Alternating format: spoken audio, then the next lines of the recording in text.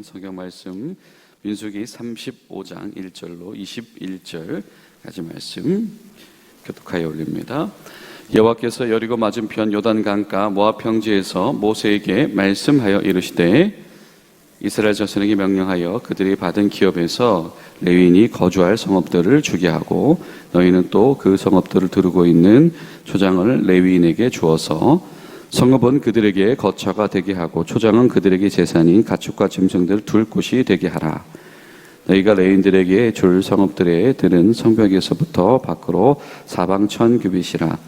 성을 중앙에 두고 성 밖 동쪽으로 2000규빗, 남쪽으로 2000규빗, 서쪽으로 2000규빗, 북쪽으로 2000규빗을 측량할지니 이는 그들의 성읍들이며 너희가 레위인들에게 줄 성읍은 살인자들의 피하게 할 도피성으로 6성읍이요 그 외에 42성읍이라.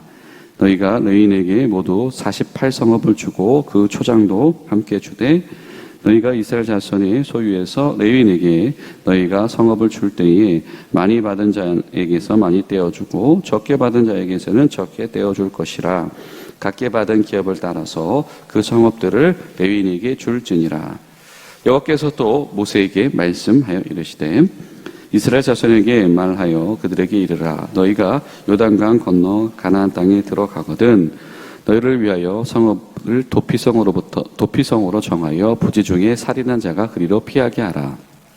이는 너희가 보수할 자에게는 도피하는 성을 삼아 살인자가 회중 앞에서 서서 판결받기까지 죽지 않게 하기 위함이니라.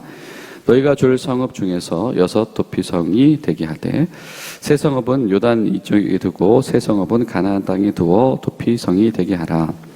이 6 성읍은 이스라엘 자손과 타국인과 이스라엘에 거류하는 자의 도피성이 되리니 부지 중에 살인한 모든 자가 그리로 도피할 수 있으리라.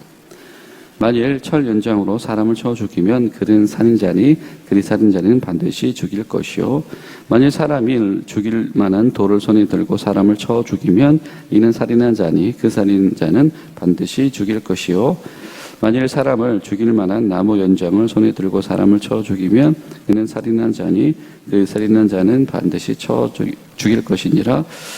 피를 보복하는 자는 그 살인한 자를 자신이 죽일 것이니 그를 만나면 죽일 것이요 만일 미언을 까닭에 밀쳐 죽이거나 기회를 엿보아 못을 던져 죽이거나 아기를 가지고 손으로 쳐 죽이면 그 친자는 반드시 죽일 것이니 이는 살인하였습니다.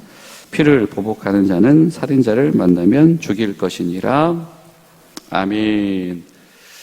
하나님께서 이 땅과 이 기업에 대한 사명을 분배하시는 이 마지막 중요한 기준 중에 하나가 바로 레위인들을 흩으셔서 이 40개가 넘는 레위인들의 성읍을 각 지파의 땅 도처에 흩어지게 하신 것이고 그리고 그와 더불어서 이 도피성을 주요 거점들에게 두게 하셨다라고 이야기를 합니다.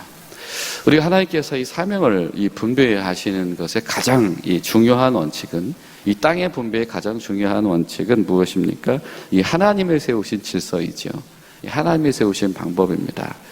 하나님께서 나누어 가지게 하시고 이끄시는 그대로 그것이 제비 뽑아 나누어 가지는 것 같으나 그 속에 하나님의 섭리가 있는 것이며 그리고 많이 있는 자들과 적게 있는 자들의 소유를 모두에게 다 불공평하지 않게 나눠 줄 수 있게 하는 것 이것이 바로 하나님의 기준이었다라고 하는 것입니다.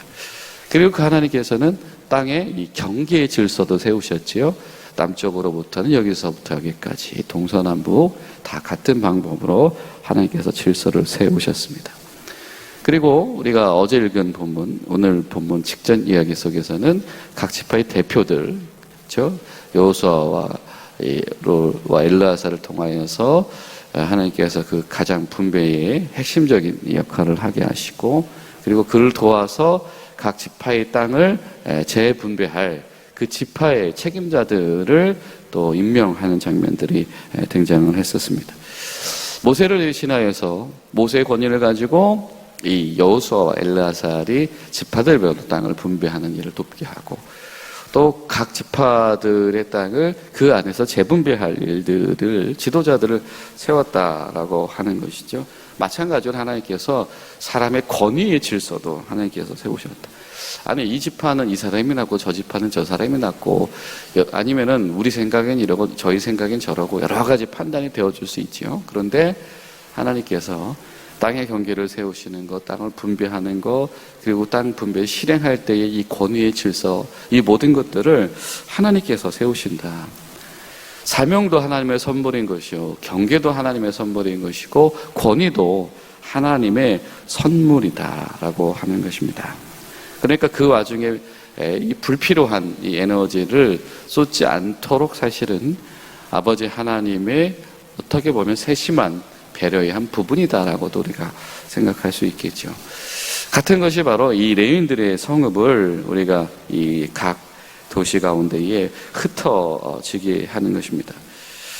레위인에게 48성읍을 가지고 이 약속의 땅에서 흩어질 사명을 주셨다라고 하는 것이죠. 무슨 의미일까요? 레위인들은 사실은 하나님의 일을 감당하는 자이기 때문에 이 땅을 분배받지 못할 자로 하나님께서 정하셨지요. 그리고 오로지 하나님께서 주신 사명, 제사장을 배출하고 그 성막의 일을 돕는 일들, 그리고 또 하나님이 주신 계명이 준수되어 줄 수 있도록 이 각 지파의 파수꾼, 사실은 경찰의 역할이요, 때로는 지방 행정가의 역할들을 할 수 있도록 하도록 이 레위인들에게 지명하여 역할을 부여하신 것입니다.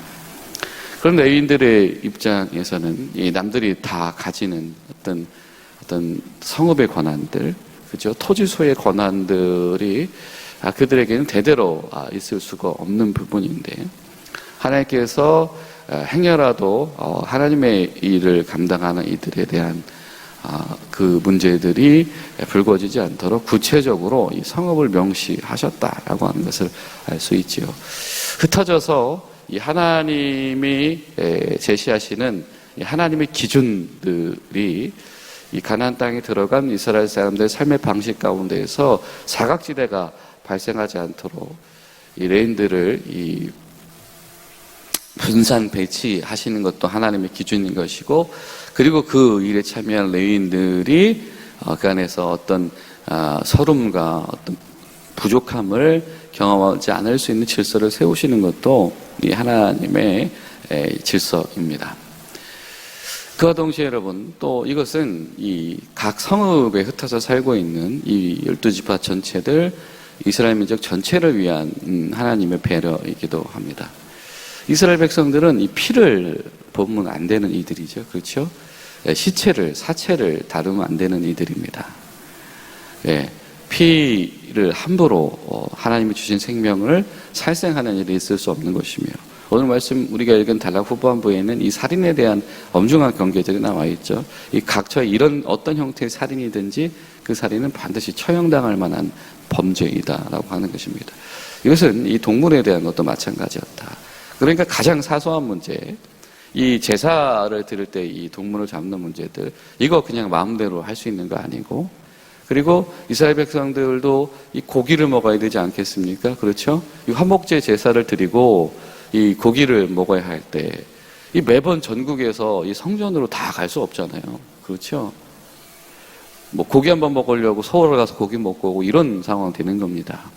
그러니까 사실은 이 48개의 이 성읍을 흩어져서 배치했다라고 하는 것은 실제적으로 굉장히 구체적이고 필수 불가결한 이 상황 속에서 각 도처에 있는 이스라엘 백성들의 삶이 하나님 앞에서의 기준과 질서를 잃지 않을 수 있게 하는, 하나님 고기도 먹고 하나님 해야 되는데요 라고 할 때에 그것을 가능하게 하는, 실현 가능하게 하는 하나님의 계획이다라고 하는 것이죠.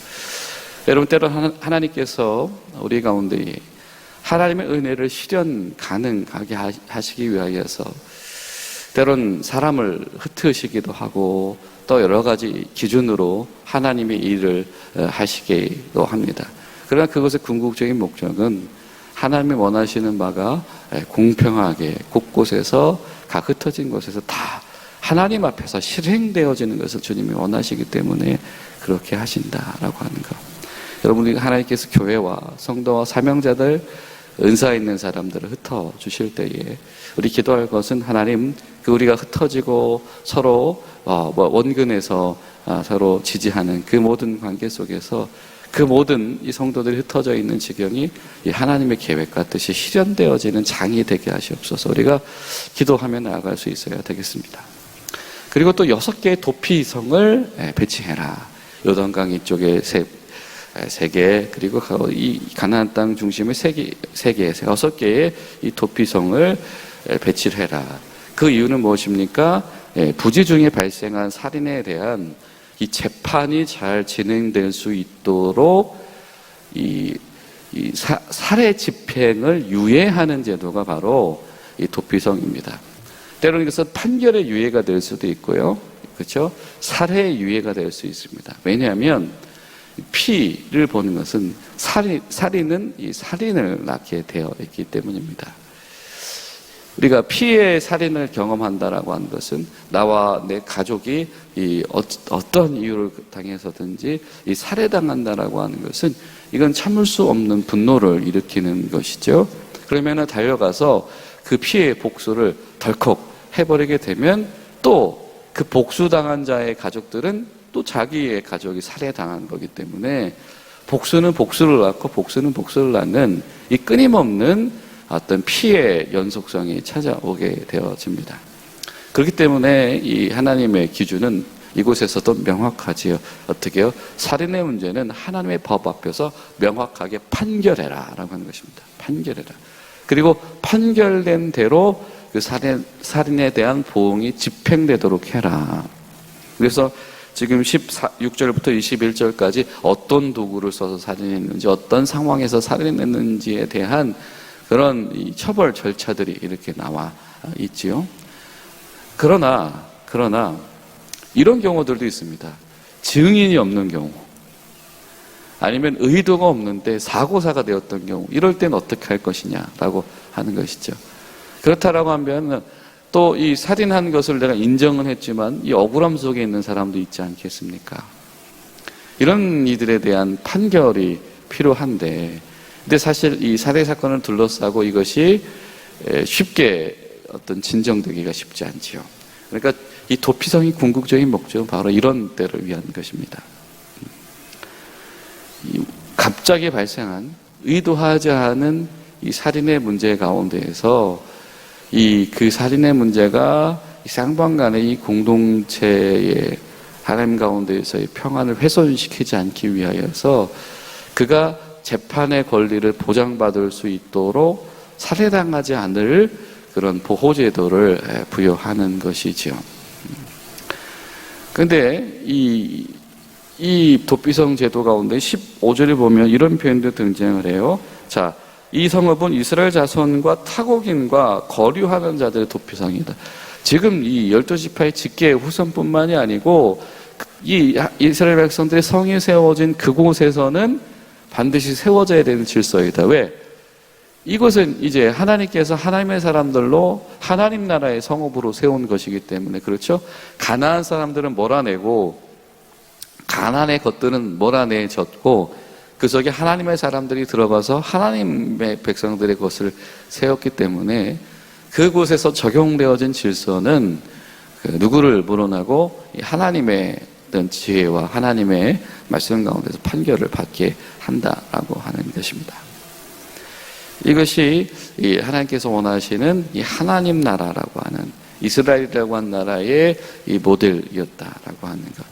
여러분, 그러니까 우리가 이 교회가 서 있는 곳이라고 한다면, 하나님의 백성들이 모여 있는 곳이라고 한다면, 교인이 아닌 사람들도 그 은혜 가운데서, 교인이 아닌 사람들도 그 섬김과 하나님의 질서 가운데 살아가는 이 하나님의 이 공의와 이 정의의 어떤 나눔과 도움과 혜택들을 사실 받을 수 있어야 하는 것이 이 하나님의 뜻이다라고 하는 것이죠.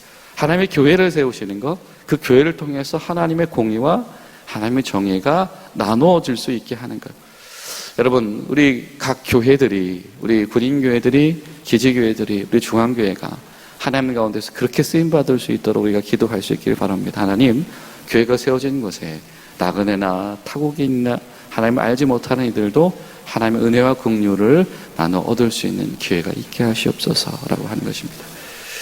그리고 우리가 사순절 때 나누었지만 이 도피성으로 도망간 이 사람도 사실은 단서 조항이 붙습니다. 그게 책임의 면제가 되는 것이 아닙니다.